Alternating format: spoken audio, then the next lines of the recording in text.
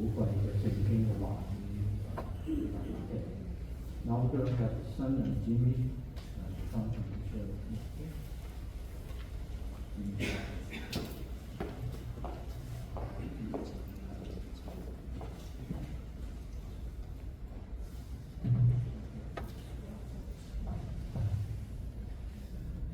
Hello, everybody.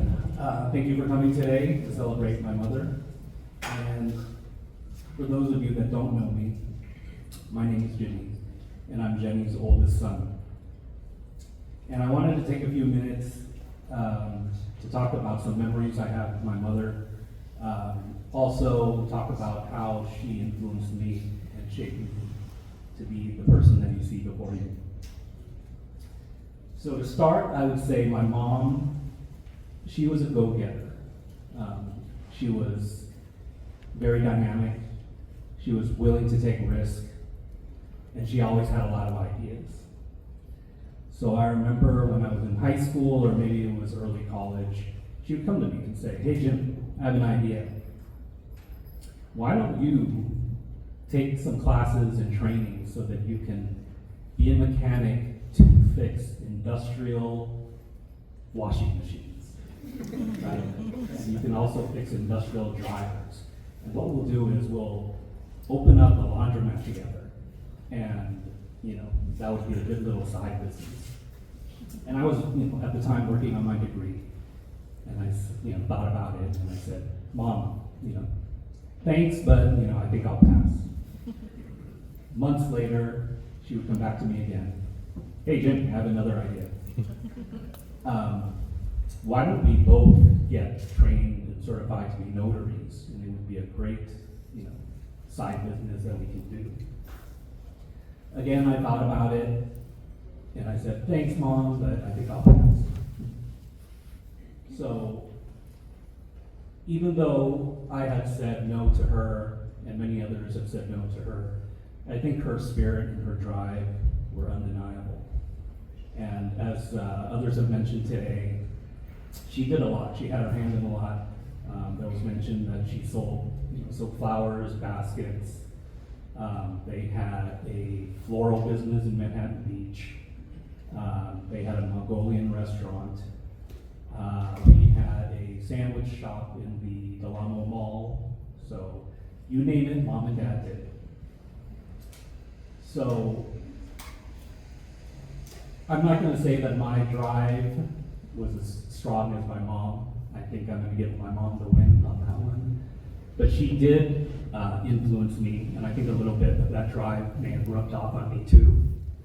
And as a memory that I have,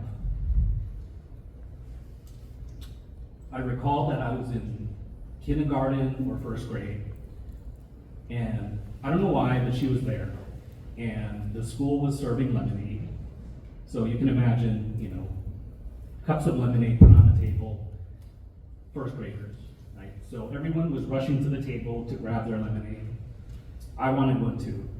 And I decided, hey, I'm gonna be polite and I'm gonna wait until I get a chance, because everyone was going crazy and grabbing lemonades. So I kind of stood there waiting until there was a perfect opportunity to grab one without offending anybody. And eventually I got that lemonade. But it took a little extra time. I had to wait a little longer. Fast forward 5 or 10 years, and I was having a heartfelt talk with my mom one day. I think I was around high school age. And she actually brought up that memory, and she said she noticed that exact moment with kids grabbing lemonades.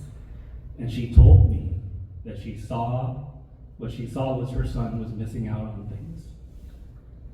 He wanted something, but he wasn't able to get it right away because he was being kind of passive. And she told me that made her sad. And she told me that because she was afraid that it was going to hinder me as far as, me becoming who I was meant to be. So now I've actually used that as motivation, since I was young. I still use it to this day. Sometimes I feel like, I think I'm being a little too passive.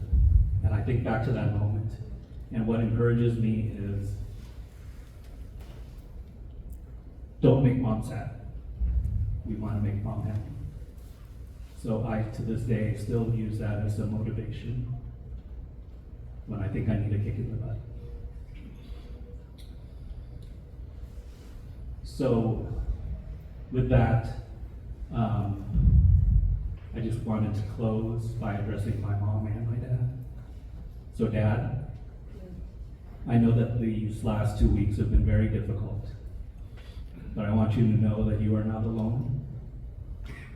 You have your family, you have your friends, and we're all here for you. Mom's spirit lives in a little bit of each of us, right? From our family calls, to the good times with Tai Chi, to the happy hour times, to mahjong parties, to karaoke parties. Mom is alive in all of us, and just know that you're not alone. And lastly, to Mom, thank you for everything you've done. You will be missed dearly, and I'll see you again.